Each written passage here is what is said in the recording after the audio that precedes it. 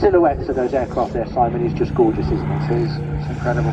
The unmistakable shape of the Spitfire underneath the classic outline of the P-51.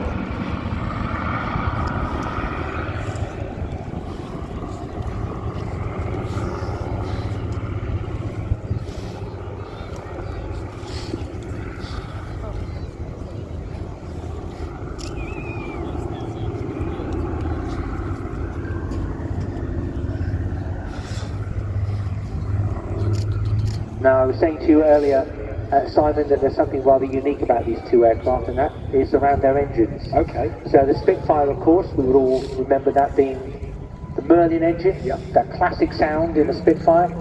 Well, in fact, the Mark 19 displaying for you here is actually being powered by a 36.7 litre Rolls-Royce Griffin engine. Okay.